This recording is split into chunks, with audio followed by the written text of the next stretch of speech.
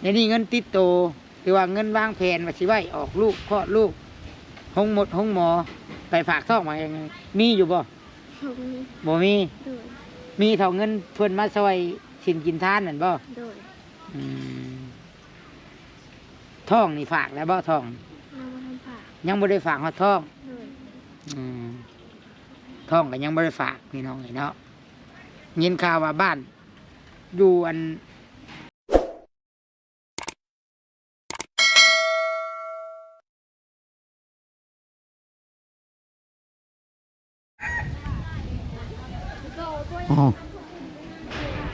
ทุกคนเลยเปิดภาพบรรยากาศมากันหอดบ้านเกิดเมืองนอนของเมียแล้วเด้อทุกคนเลยหอดเมืองพระลานไซเนาะก็เป็นภาพบรรยากาศก็ยังเป็นญาติพี่น้องเต้าโฮมกันเนาะบ้านกับโบเมนบ้านใหญ่ทุกคนเลยบ้านกับบ่ฮอด100 หลังคาซ้ำ40-50 หลังคาเฮือนเฮือนก็ติดให้นานี่เฮือนลงลงไปก็เป็นทงนา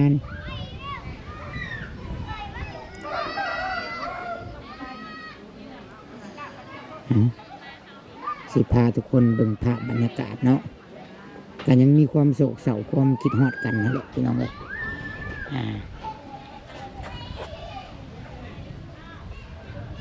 ทุกคน ก่อนอื่นเบิดก็ได้แดดเริ่มออกเนี่ยใครแน่เนาะหนาวกันเนาะเอากราบทักทายสบายดีเด้อทุกคนสบายดีแล้วก็สวัสดี ทุกคนเด้อพบกันกับตุสิทธิ์ปันสุขเนาะอากาศหนาวทุกคนเลยอยู่ต่างประเทศนี่แห่งมีสโนว์พูดแหละเนาะเรียกว่าหิมะอะไรทุกคนแต่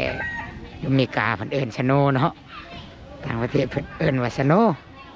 อยู่ลาวเฮากับหิมะอยู่ลาวกับอยู่ไทยกับหิมะอากาศหนาวมื้อเช้านี่10 องศามื้อเช้านี่ทุกคนเนาะ10 องศาอย่ารักษาสุขภาพเด้อทุกคนเด้อเนาะเอาไปโซนนี่ก็เป็นเฮ็ดผู้เฮ็ดกินนะแต่งอยู่ครัวกินโซนในครัวก็สิอยู่โซนตัวนี้โมนี่กลิ่นกับมูอยู่เตียงพุ่นโมนี่ให้เอื้อยเอาพอก็ต้องเฮ็ดเวียกพุ่นแม่โมนี่ก็พุ่นเฮ็ดเวียกเฮ็ดรักแม่โมนี่ก็นะคือว่าตอนเศร้าซัมนี่นี่คือว่าแขกคนก็ยังมาโบราณพี่น้องเนาะมันก็ถือช่วงมืดแต่ว่าไปเรียกไปงานแน่แขกคนก็มากับโบราณกับบ้านน้อยแน่นะทุกคนเนาะบอกคือบันโคกเนาะบันโคกนี่คันบุญแจงนี่ป้าโตซ้ำกินดองพวกแหละเนาะกันว่าคนชินกินทานนะเต้นลำวงเต้นลำวงมีอย่างโอ้ยเดี๋ยวสิสัมภาษณ์เนาะทุกคนเนาะเดี๋ยวตุสิทธิ์สิสัมภาษณ์อันน่ะป้าเนาะหรือว่าอันนั้นเมียลุงนะที่เพิ่นเสียนะตุสิทธิ์จะขอสัมภาษณ์เพิ่นบางทีหาแนวทางออกซอยกันเนาะบางทีมีเทวดามีผู้ใจบุญเพิ่นอีตนสงสารเนาะก็สิถามว่าเพิ่นสิวางแผนอันนั้นไปต่อจังใดสิเฮ็ดแนวใดเนาะวางแผนไว้จังใดสิไปอยู่ไสเพราะว่าเฮือนชานเพิ่นก็ยังบ่ได้มีเด้กำลังว่าสิสร้างกับผัวนั่นกำลังว่าถอนเงินผัวปัดโชก่อนพี่น้องเอ้ยเนาะได้สิถือโอกาสสัมภาษณ์เพิ่นเนาะบัดว่างๆเนาะนี่บรรยากาศเขาคู่แก่เพิ่นก็นั่งโอ้ล้มกันพี่น้องเนาะพี่น้องโอ้ล้มกันจากันอยู่เทิงก็ตั้งกองบุญนี่อยู่เทิงนี่แหละ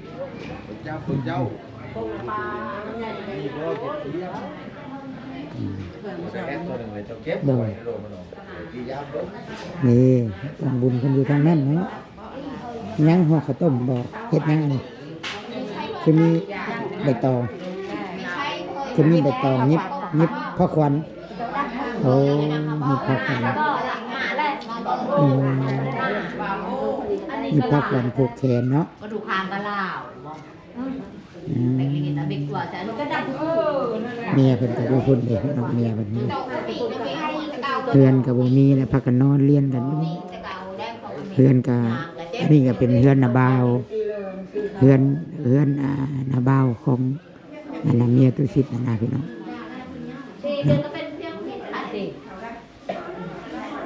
กองบุญอยู่เบื้องพุ่นกองบุญเพิ่นตั้งอยู่เบื้องพุ่น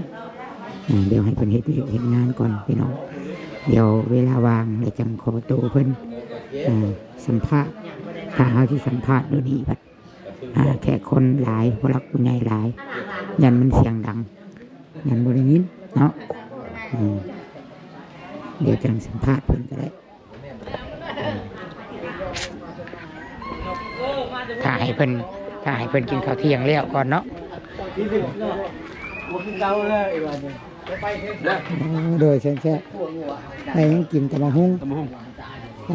าวปุ้นข้าวปุ้นครับชีสลาบหมูลาบอย่างนั้นโดยตำบักหุ่งก็ข้าวปุ้นเนาะโดยแซ่บๆแม่งลาบไก่บ่อนลาบหมูโอ้โดยข้าวเที่ยงเนาะโดยมีลวกผักพร้อมจำแจวพร้อมเป็นแซ่บเลยพี่มาเบิ่งกองบุญมาทุกคนนะพาทุกคนมาเบิ่งกองบุญเด้อที่เจ้านี่กองบุญเพิ่นเพียงมันเธอเพียงก้อนไงเพียงกันหันเด้งหม้อนี่ก้อนถ่ายนี่แล้วถ่ายให้หลายคนเบิ่งอยู่อเมริกาอยู่ไทยก็ได้เบิ่งเบิดเบิ่งทั่วโลกคักบ่คักโลกเราก็ถามเลยพี่น้องเราได้เงินบ่ถ่ายนี่แหละนั่นก็ได้จากยอดวิวแหละเนาะพี่น้องนี่อันนี้ก็กองบุญเพิ่นอันนี้ทุกคนกองบุญที่ว่าเพิ่นประกอบเนาะที่ความเชื่อก็ทางศาสนาพุทธเฮาก็อันนี้ก็สิเอาบังให้แหละให้เพิ่นไปนำใช้ในโลกหลังความตายก็ว่าได้เนาะตัวนี้มีหวดมีมวยนี่ติบเข่ามีมีดเนาะแล้วก็มีถ้วยน้อยอย่างต่างๆอันนี้จังไม่อย่างอันนี้แล้วก็มีต้นมีหมอนมีกระโตมีคูอันนี้ข้องเพิ่นเอามาตีมาลันต่างหากอันนี้เด้อพี่น้องมันจะมีฉากมีดอกมีอย่างเนาะเพราะว่าเป็นพาเห็ดแบบสิว่าสันซะบังให้นี่นี่ก็เป็นชนะที่ว่าให้ครูบาเพิ่นมาเทศมานั่นอยู่นี่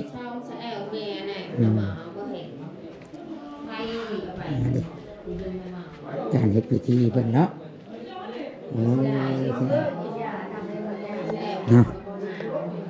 การทำพิธีของเพิ่นอันนี้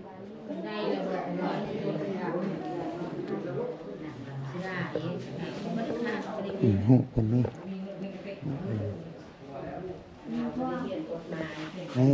เนาะ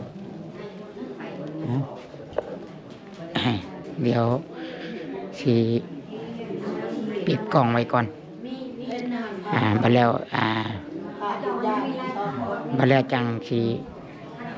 ชวนเมียกับป้าเนาะกับเมียลุงสัมภาษณ์เนาะแล้วก็ถามว่าเพิ่นวางแผนจังใดกับชีวิตของเพิ่นต่อไปอีต้นลูกเพิ่นนะทุกคนอีต้นเป็นน้อยในท้องแล้วก็อีต้นเพิ่นนำมาแล้ว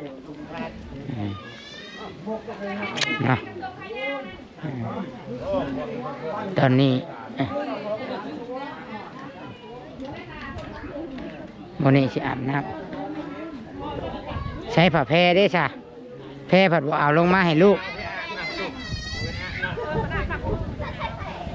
วันนี้อาบน้ำวันนี้อาบน้ำดินบึ้มๆอยู่เอาขึ้นเทิงเอาขึ้นเทิงล้มเอาขึ้นเทิงเอาขึ้นไปเทิงคนอ่ะได้จังถามเนาะสบายดีในปุ้งเนาะทุกคนได้ได้พอโตออกมาสัมภาษณ์ทางแม่ปุ้งเพิ่นอยู่ห่มกงไม้พี่น้องอยู่ข้างทงหน้าพี่แหละเพราะว่าตัวชิดลืมไม้ข่อยลืมไม้ลืมสายมันพี่น้องแล้วเขาสิสัมภาษณ์อยู่หัน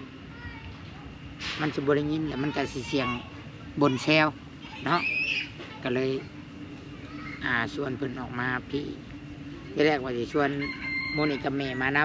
ำแต่ว่าเพิ่นค้าหับแขกบ่เพิ่นค้าเขียนค้าจดเนาะใครมาซอยกับจดเบิดบ่แต่ละคนโอ้ แต่ถ้าว่าเจ้าบ่อยู่หันแล้วแม่นแม่โมนี่อยู่หันเจ้าเฮียนจบห้องไหนเจ้านะจบม .4 ถือว่าได้เบิดได้เนาะส่วนหลายพี่น้อง90%ผู้หญิงนี่คันจบฮอดม .4 ม .5 นี่สิเป็นเบิดอยู่ ต่างกับผู้ชายเพราะผู้หญิงก็สิตั้งใจเฮียนนะน้อยนักดอกผู้หญิงสิดื้อนะแต่ส่วนหลายผู้ชายนี่สิขี้ดื้อม .7 ก็ยังเขียนบ่เป็นบ่เก่งเขียนบ่ได้บันไดอ่านก็บอกเนาะถือว่ามื้อนี้จะเป็นมื้อตั้งของบุญเนาะจะเตรียมเวียกเตรียมงานแต่ว่านี่บ่แม่เตรียมแต่วัน รถล่างเด้ได้รถไผได้รถได้รถยารถแม่น้ำฝนรถหุ่นใดเพิ่นคิดเป็นห่วงอยู่ข่อยกะแต่ว่าอยู่พุ่นรถเวียกอะไรแต่นี่ก็ยังอันนั้นมื้อตลาดนัดคนหลายซับพอดีถ้าเลิกตลาดนัด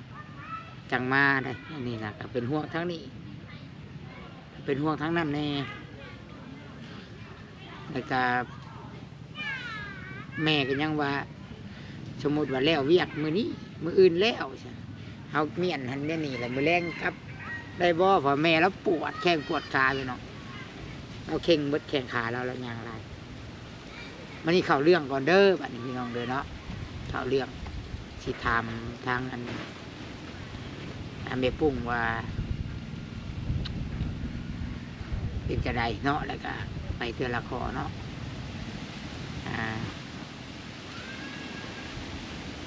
นี่แต่เลย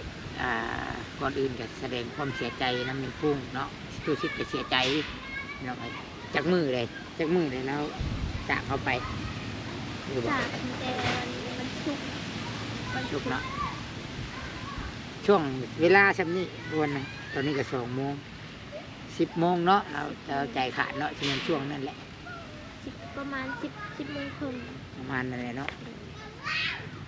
แต่เจ้าโทรหาข่อยเนี่ยเนาะตั้งแต่มื้อวันศุกร์มื้อนี้ก็เกือบฮอดอาทิตย์หนึ่งเนาะคือว่าก็คือว่าบ่ได้หึงปานใดเนาะนี่แต่ให้สู้ๆหันแหละเนาะเพื่อลูกในท้องเฮาเด้เพื่อลูกในท้องจังแข็งแรงเพราะว่าถ้าแม่คิดร้ายแต่มันส่งผลกระทบต่อลูกอันนี้มันเป็นเรื่องจริงนะพี่น้องมันเป็นเรื่องจริงคือแบบแพทย์หมอก็บอกถ้าว่าถือผ้าอยู่นี่เขาต้องบ่ให้มีเรื่องคิดยั้งอะไรก็บ่ให้เครียดบ่ให้เป็นโรคซึมเศร้าอย่างแต่ว่ามันเจอเหตุการณ์แบบนี้ไผสีบ่คิดเนาะไผสีบ่เสียใจพี่น้องไผสีเฮ็ดบ่ได้แล้วเนาะบ่มีไผเฮ็ดได้ดอกในโลกใบนี้บ่มีไผเฮ็ดได้ดอกว่าผัวเฮาหรือเมียเฮาเนาะถ้าผู้ชายถ้าจากเข้าไปโดยที่ยังอยู่น้ำกันยังบ่ได้แก่ได้เฒ่าเนี่ย ชีวิตกำลังสิไปได้ดี เป็นไปกระเสาเพื่อกันเนาะแต่ว่าเขาก็พยายามเด้พยายามคิดว่าบุญเฮากับบุญเล่าถือมานำกันสำนีแต่ว่าอายุเราก็ถือมาสำนีเฮาผู้ยังเฮาต้องย่างต่อบัดนี้คิดฮอดเฮาก็คิดโมเมนต์ว่าบ่ให้คิดฮอดก็เฮากับพยายามเข้มแข็งนั่นแหละเข้มแข็งแต่มันก็สิค่อยๆไปดอกพี่น้องอันนี้ยังไม่อยู่มันก็ยังคิดฮอดเลยเนาะพันยังอยู่บ่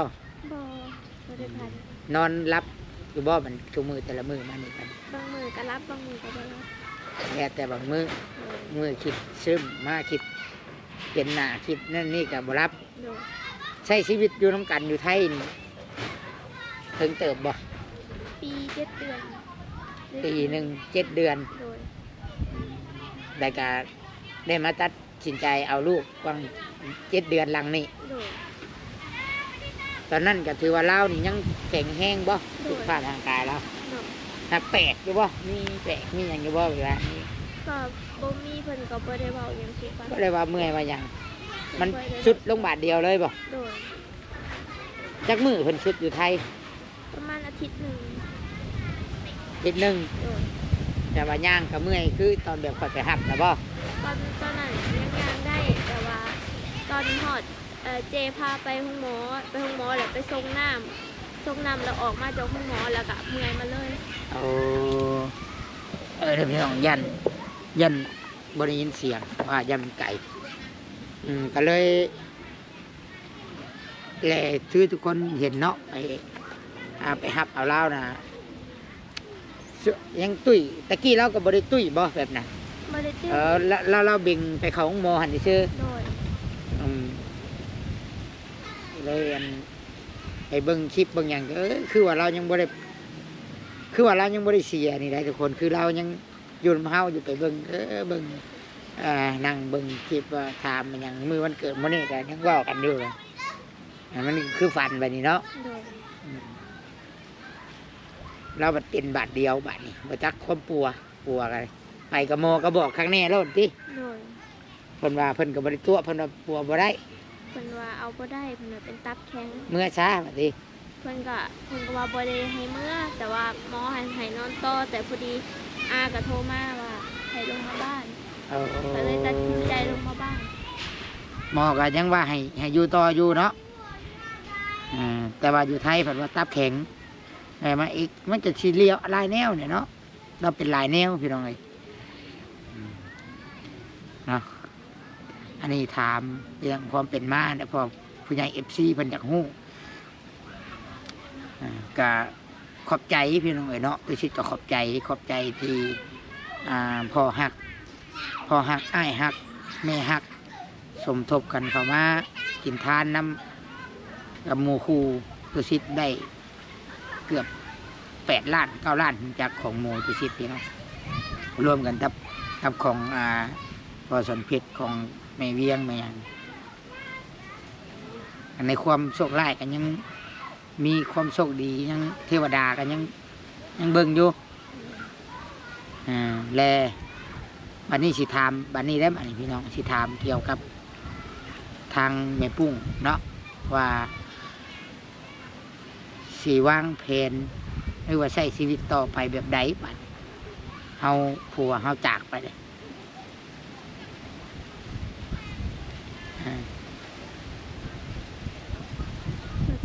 ตัดสินใจว่าสิกลับมาอยู่บ้านสิเมื่ออยู่บ้านเกิดโดยเจ้าของเมื่ออยู่บ้านแม่บ้านพ่อโดยสิบ่ได้อยู่นี้เนาะทำใจยากได้คันอยู่พี่เนาะอยู่กับจักชิอยู่กับไปทุกคนแห่งเต็กคำอยู่ผัดนอนอยู่บนนอนอันนอนกับผัวแห่งชีนอนบรับพุ่นเลยเนาะกินโตกินกายอายคิงเขาแต่ว่าลูกเมียสิ้นเคยเนาะเขาอยู่กันพี่น้องคือเขาก็มันก็อยากเป็นบ้าพุ่นแหละครับผู้คนกันโบเข้มแข็งคือว่าเรายังเข้มแข็งได้ใช่ไหมเข้มแข็งอยู่เข้มแข็งร้ายเราบางคนให้ง่วยสลบสลายไปเลยแล้วบ่จักพันหูว่าผัวใจขาด คืออันลูกป้าข่อย แม่เสีย อันนี้ยังว่าเสียย้อนเฒ่าอายุหลาย ยังสลบไปผู้ชายได้ฮะสมมาหาบุเข้มแข็งที่ว่าเราเข้มแข็งอยู่ แต่วันนี้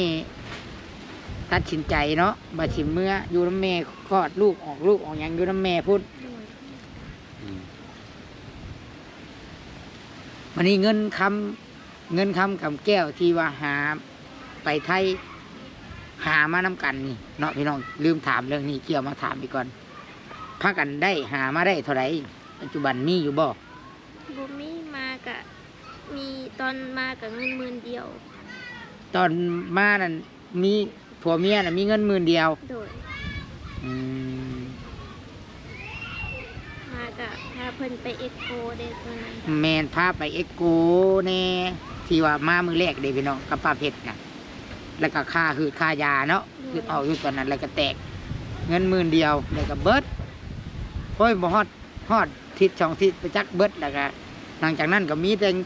ตุชิดกับเมียเนี่ยบาดนี้กับเงินลุงอะไรฝากมาแม่นบ่ โดย เงินลุงฝากมาบื้อเดียวเบิดพี่น้องมือไปดูดน้ำออกจากท้องนะเพราะว่าเราจะใจขาดแต่มือนั่นพุ่นแหละเราหักเข้มแข็งลุงก็ได้มือนั้นแล้วเงินนี่บ่มีเลย โดย อืมยังบ่ได้วางแผนยังเพราะว่าทุกยากแหละพี่น้องเลยว่าตรงๆใช่แบบเห็นว่าไปหาเงินใช้จ่ายแต่ละมือไปกับผัวเลยวางแผนกำลังสิเอาลูกกำลังสิทอดเงินบ่ โดยเพราะว่าช่วงนั้นก็บ่ได้เฮ็ดงานพอดี3 เดือน เจ้าท้องใหญ่เลยเจ้าบริเฮ็ดบัดนี้ โดย โอ้เพิ่นเมียเพิ่นนี่ป่วยพักผ่อนเพราะว่าช่วงท้องแบบท้องยังอ่อนแหละเขาบ่ให้เฮ็ดงานเด้เนาะ โดย ย่านลูกเด้พี่น้องย่านคนน้อยบ่อยู่แบบว่า ช่วงเดือน1 เดือนฮอดจักเดือนวะ4 เดือน โดย ที่เขาต้องให้เพิ่นเกาะกับท้องก่อนให้เพิ่นแข็งแรงก่อนเนาะแล้วท้องใหญ่แล้วเฮ็ดได้ถ้าว่าท้องยังน้อยย่อนักนี่ก็ยังบ่ได้หันนะมันสิรู้เพิ่นเด้อเนาะ โดย เจ้าก็บ่ได้เฮ็ดเวียกมีแต่ผัวเฮ็ดบัดนี้เนาะ โดย คือว่าเงินคำนี่ถือว่าเบิดเนาะปัวกับมากับปัวยังก็เบิดพี่น้องเลยคันว่าบ่มีน้องคือบ่มีตู้ชิดบ่มีน้องสาวนี่จักสิไปนะใดนะสองผัวเมียกันมาทุกอย่างแน่บัดที่แรกว่าสิลงเมื่อพุ่นบ่ โดย ว่าสิเมื่อเฮือนเจ้าพุ่น โดย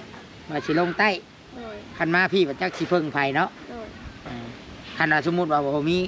ตู้ชิดกับเมียนะยันไปอยู่พุ่นบอกขอโทษน้ำยันเสียอยู่พุ่นเนี่ยลุงกันไหนเนาะ โดย ของแม่เพิ่นก็ดีได้แม่เพิ่นว่าให้เอาลงไปพุ่นทำอิฐนั่น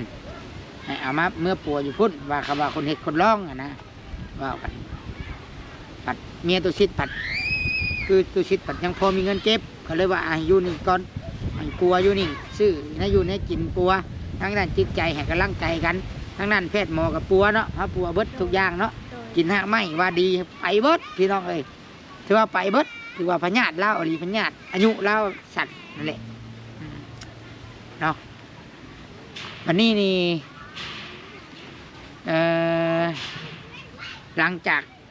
เฮ็ดบุญเฮ็ดอย่างแล้วมือได้สิเมื่อ ว่าวันจันทร์สิเมื่อ วันจันทร์ โดย เพราะว่าข่อยนี่สิได้เมื่อก่อนได้คำบ่เมื่อพร้อมนะ โดย ยันว่าสิเมื่อพร้อมยันว่าอันนั้นก็แต่ว่ารถมันก็บ่ยากดอกบ่อึดรถนะรถเข้ามาแต่ชายแดนมาแต่ชัยโปนเมืองพีนพี่น้องผ่านพลานนี่อยู่คิวน่ะบ่อึดดอกเอาไปถ่ายอยู่คิวนะสิเมื่อวันจันทร์ โดย เครื่องคองผัวเด้แม่นเอาไปเผาให้เราเบิดแล้วบ่ ไม่ได้เผาเพิ่นให้เอาไปอันเพิ่นว่าบ่ให้เผาเพิ่นว่า เพิ่นให้เอาไปแจกให้คน โดย คนทุกคนยากหรือว่าให้พี่ให้น้องบ่ ให้พี่ให้น้อง มันก็เครื่องก็บ่เป็นหยังดอกเนาะบ่เป็นหยังส่วนให้เฮาก็ให้เนาะเฮาก็มีอยู่ตัวบังตัวหยังให้นะยันว่าเห็นเครื่องคองผัวเลยคิดฮอดคิดค่อย แต่ว่าคิดฮอดได้แต่เขาต้องคิดฮอดในทางที่เข้มแข็งเนาะ โดย เขาโบยึดติดคิดฮอดอยู่แต่มิแต่ว่าเขาสู่และต้องสู่และเพื่อลูกลูกครัวเขาก็บ่อยู่เลยวางแผนเนาะสิเมื่ออยู่กับแม่อยู่พุ่นเนาะเพราะว่า เงินเก็บนะมีอยู่ลุงนี่เรามีเงินอยู่พี่น้องมีอยู่โอ้ย7-8 หมื่นบ่เลยช่วงแรกเพราะว่าเรายังมีคำบ่จักบาทตอนนะคำแล้วนะ 2 บาท 2 บาทแลขายบ่ขายแลเราซื้อไม้พี่น้องซื้อไม้สิเมื่อเฮ็ดเฮือนนี่แหละว่ากับเมียน่ะเฮ็ดเฮือนอยู่พุ่นบ่ โดย สิเพิ่นสิไปอยู่เฮือนเมียเนาะไปอยู่นำเมียอยู่บ้านเมียหลายเติบบ่ซื้อไม้ครบเบิดแล้วบ่ ครบกันแล้ว ก็เลยได้แต่ไม้บ่เดี๋ยวนี้นะ โดย ได้แต่ไม้เสาเฮือนได้มีแล้วบ่ นี่แล้ว เสาเฮือนมีแล้วไม้มีแล้ว โดย ตั้งแล้วบ่ ยังบ่ทันตั้ง คิดว่าสิหาเงินก่อน โดย เงินขายทองน่ะไปซื้อไม้เบิดแล้วเนาะ โดย เพราะว่าบัดนี้แหละคิดว่าวางแผนว่าได้ลูกได้หยังได้จังสิหาเฮ็ดน้ำหลังอีกนะเนาะ โดย ว่าอายุก็ยังบ่ได้เฒ่าได้โอนะพี่น้องคิดว่าเพื่อฮอด40ก็มีอยู่ลูกใหญ่หยังก็เคยสิได้แลเฮือน คือเจ้าอายุเท่าใดเดี๋ยวนี้ 20 ปี 20 ปี โอ้พี่น้องเอ้ยเนาะเมียเพิ่นยังน้อยอะลียังน้อยกว่าฮอดอันน้องสาวมีอันน้องสาวอันป้าน้อยกว่าน้องสาวเรื่องอายุอ่ะนะเมียตุชิตประมาณ27 28ได้พี่น้องเอ้ยเนาะโอ้ยเนาะพอได้กันเล่ากับไว้อะลีไปไว้เนาะไปป้าเมียไว้พาลูกไว้อะลีเบิดถือมาสำนักแล้วก็บ่อยากไปดอกเนาะและเงินสรุปมันยังบ่ได้สรุปบ่เงินคำจัดอันนี้ สรุปมื้อนั้นแล้วก็เพิ่นก็ไปซื้อของ บัดนี้สรุปเหลือเป็นบ่เงินนี่ เรือโตเพิ่นฝากมาให้แต่ไม่กล้าก็ก็เอาไปซื้อปลาแล้วก็ซื้อข้าวปุ้น ซื้อปลาข้าวปุ้น โดย ในนี้เงินติดโตคือว่าเงินวางแผนว่าสิไว้ออกลูกคลอดลูกห้องหมอไปฝากท้องมายังไงมีอยู่บ่ เขามี บ่มี โดย มีเท่าเงินเพิ่นมาซอยสินกินทานนั่นบ่ โดย ท้องนี่ฝากแล้วบ่ท้อง นำมาทำฝาก ยังบ่ได้ฝากฮอดท้อง โดย ท้องก็ยังบ่ได้ฝากพี่น้องเนาะยินข่าวว่าบ้านอยู่สารวัตรจะบ่มีรถไฟฟ้าบ่ โดย บ้านเฮือนแม่น่ะ เพื่อนตัวเองให้บ่มี บ่มี โดย เจ้าอยู่เฮือนน้ำแม่น่ะบ่เฮือนชื่อเจ้าน่ะบ่แต่หมู่บ้านน่ะมีแล้วบ่ไฟฟ้าน่ะ หมู่บ้านนั้น มีแล้วแต่ชุมเจ้าน่ะยังบ่มี โดย ความทุกข์ยากแต่ยังย่องอย่างหนึงพี่น้องทุกข์ยากมีเด็กถ้าผู้ใดทุกข์ยากอยู่ลาวนี่ถ้าว่าไปอยู่ไทยเนี่ยแสดงว่าผู้นั้นน่ะบ่ได้ขี้ข้านบ่ได้แบบว่างอมืองอตีน คือว่าเขาดุมันพี่น้องดุย่องอย่างหนึ่งคือเขาอยากไปเขาไปย้อนทุกข์ยากเขาอยากได้อยากมีเนาะ โดย เข้าไฟฟ้านี่ก็ห่วยคันว่ารักมันใกล้ค่ะดึงลงมากับสิบแพงเป็นได โดย คันว่ามันไกลนี่แพงได้เพื่อเขาต่อรักมาอีกคำว่าเขาอยากเขาใส่รักเล็กก็ได้ แต่ว่าเขาดึงไก่คันว่ามันไก่คันใกล้ใครอยู่ใกล้อยู่บ่ใกล้เสาไฟไงอยู่บ่เฮือน บ่ใกล้ออกมาอยู่น้ำมาปลูกอยู่น้ เป็นป่าออกหน้า ำโดย ใส่โซลาร์เซลล์เนี่ยเอากันมีเงินเนาะซื้อโซลาร์เซลล์คำว่าอยู่หน้านี่ยากเติบมันสิดึงฮอดว่าอยู่หน้าเลยเนาะเสาไฟเพื่อสิฮอดน้องพี่น้องไงเนาะสรุปเงินสิเกียมคลอดลูกสิไปฝากท้องนี่ก็ยังบ่มีเพราะว่าปัวเอาไปปัวเบิดกับชื่อไม่ว่าสิเฮ็ดเฮือน โดย เนาะ โดย ตอนนี้เงินกับบุหูว่าสีเรือเท่าไรเนาะเงินที่บจักเฮ็ดบุญแน่เรือจากเป็นซอยกินทานมากอะเอาไปเฮ็ดบุญต่ออีกวันนี้คือหูแหละบ้านเมืองเฮาบ้านนอกบ้านนาเฮาโมบุญกะเฮาว่าบ่ได้แม่นความหมายความว่าจากได้หลายเด้อแต่ว่าฮีดคองก็บ่ได้หลายดอก แต่ละคนโมมาทานกะคือเฮาเจ้าข่อยนี่แหละผู้20ก็มีผู้4ผู้50นี่สิแสดงว่าหลายได้ผู้50แสนหนึงนี่มันก็20,000 10,000เนาะอันนี้ได้จากผู้ใหญ่ภาคมาแต่อเมริกาได้นี่จังว่าได้เงินเป็นก้อนเป็นหัวนี่เนาะ โดย แต่พออันชาวบ้านเขาก็ไม่ได้ประมาทดอกเพียงแต่ว่ามันอันไผ่กับบูมี่นะพี่น้องบอกง่ายๆใช่เนาะคันบ่ได้ผู้ใหญ่ทางอเมริกาซอยมานี่ผู้ยากเติบ ยากเติบอยู่ แต่อันนี้ก็จักสิเรือลายปานใดคำว่าเรือลายหรือน้อยก็คือข่อยเว้าแหละข่อยให้แนะนำเมียตัวซิดแล้วเนาะแม่นให้เอาให้เพิ่นเบิดหากจักสิเรือซำใดได้พี่น้องเอ้ยพอเรือจากกินทานก็เอาไปซื้ออีกซื้อมาเฮ็ดบุญแจกให้ผัวอีกเฮาบ่ฮู้ว่าเสียไปบัด บัดคือว่าเราบ่ได้กินข้าวแจกอีกเพราะว่าผู้รักผู้ใหญ่เพิ่นแนะนำก็เลยเฮ็ดตามเพิ่นบอกอันนี้แต่มีแต่บัตรอันเฮ็ดบุญแล้วจังสรุปกันเนาะ โดย ถ่ายคลิปตูซิดถ่ายคลิปกับจุดประสงค์พี่น้องก็คือว่าบางทีผู้รักผู้ใหญ่เนาะอยากเมตตาสงสารตูซิดก็อยากขอความช่วยเหลือเนี่ยพี่น้องไอ้เนาะซอยคนอื่นก็ซอยหลายซอยมาหลายเนาะแล้วก็คนอื่นเขายังซอยยังถ่ายนะอันนี้ซ้ำพี่น้องตัวเองเนาะพี่น้องตัวเองนั่นแหละเนาะก็บางทีอาจผู้รักผู้ใหญ่อยากทำบุญอยากช่วยเหลือผักเงินผักคำมาแบบว่าพอให้เพิ่นมีเงินเก็บพี่น้องเพื่ออย่างเพื่อลูกในท้องนั่นแหละเนาะตัวท้องก็ยังไม่ได้ฝากแล้วก็เงินเก็บสิไปคลอดลูกออกลูกมีอย่างก็ยังบ่ได้มีการวางแผนในยังไว้ย้อนความทุกข์ยากแล้วก็ผัวมาเป็นแบบนี้ผัวจากไปโดยว่ายังไม่ได้ตั้งตนตั้งตัวอีกเนาะฉันว่าผู้หลักผู้ใหญ่อยากทำบุญอยากช่วยกะตุสิทธิ์กษาทุนำพี่น้องเลยเนาะคันว่าศาสนาคิดกะอาเมนคันศาสนาพุทธเฮากะสาธุเนาะย่อมือขึ้นหัวศาสนายังกระสอนเป็นคนดีเบิดนั่นแหละพี่น้องเลยบ่มีว่าเพิ่นสิสอนเป็นคนชั่วดอกสอนในแบ่งปันน้ำใจหักแพงกันดูแลบางแย่งกันบ่ให้ปะให้ทิมบ่ให้เป็นคนเห็นแก่โตเห็นแก่ได้เพิ่นก็สอนเบิดคือกันเนาะมีแต่ประมาณนี้ทุกคนเลยเนาะประมาณนี้คือสิกาสีอยู่จนบางที่กับมืออื่นหรือว่ามือฮื้อเมื่อเพราะว่าทางนั้นก็มีเวียกมีแต่ให้มีพุ่งเข้มแข็งเนาะฝากอันสิให้มีพุ่งฝากอันขอบใจผู้ใหญ่เนาะอีกเท่านึงที่เพิ่นสุดซอยมาเนาะที่ว่าเพิ่นฝากมาสุดกินทานเด้ขอบใจมีพ่อสอนเพชรแม่เวียงพี่บ๊อบไอ้บ๊อบก็ได้เด้อขอบใจเพิ่นแน่ขอบใจทั้งคุณยายใจดีเนาะที่ซอยกินทานในมือที่เพิ่นเสียกะขอให้ครอบครัวของพวกพี่บ๊อบพ่อสอนเพชรแม่เวียงสุขภาพร่างกายแข็งแรงให้ครอบครัวเพิ่นอยู่ดีมีสุขเฮ็ดหยังก็ขอให้ร่ำรวยเนาะสุขภาพแข็งแรงให้ได้กลับคืนไป100 เท่าพันเท่าเด้อขอบใจหลายที่เพิ่นซอยเข้มแข็งเนาะสู้ๆไปได้บัดนี้โต๊ะตั้งเดี๋ยวค่อยเก็บไปให้ก็ได้ดอกบ่ยาก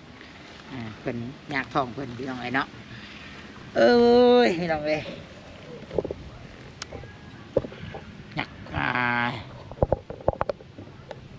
อยากเป็นมหาเศรษฐีเด้พี่น้องเนาะอยากบ่เป็นมหาเศรษฐีก็รวยมีเงินหลายสิไปหาซอยคนพี่น้องซอยกับสิเบิ้งเนาะซอยกับโมเมนต์ว่าซอยสะไปเบิดเนาะว่าง่ายเอาซอยบ่เบิ้งกะซอยถือคนบ่ดีกะมันกะบ่เป็นประโยชน์แก่สังคมแก่โลกต่อโลกใบนี้เนาะมันก็สิส่งผลกระทบหลายอย่างถ้าเอาซอยบ่ถือเราต้องเบิ้งเนาะซอยคนดีซอยคนมีปัญหาแต่ว่าเขาเป็นคนดีเขานี่แหละแบบนี้นี่เป็นแต่ซอยที่สุดนี่สำหรับตัวซิดที่จื่อไว้เนาะเพราะว่าเขาขาดผู้นำครอบครัวอะไรก็มันกระทันหันเฮาซอยบ่แม่นว่าซอยแบบอะไรนะครับว่าแปลว่าซอยแบบพ่อให้เขาลืมตาอ้าปากได้แต่ก็ให้เขาซอยตัวเองบ่แล้วกันสินาพี่น้องเนาะทุกคนเลยอีตนเนาะสำหรับคลิปนี้ตัวซิดจะสิได้ขอตัวจบคลิปเด้อพี่น้องเด้อหรือว่าลาไปก่อนพี่น้องเนาะ ขอบบุญขอบคุณเด้อ FC ผู้รักผู้ใหญ่พ่อฮักแม่ฮักทุกๆคนทุกๆท่านที่เบิ่งชมคลิปแต่ต้นจนจบที่อยู่เคียงข้างที่คอยให้กำลังใจเพราะว่าสิเกิดปัญหาอย่างก็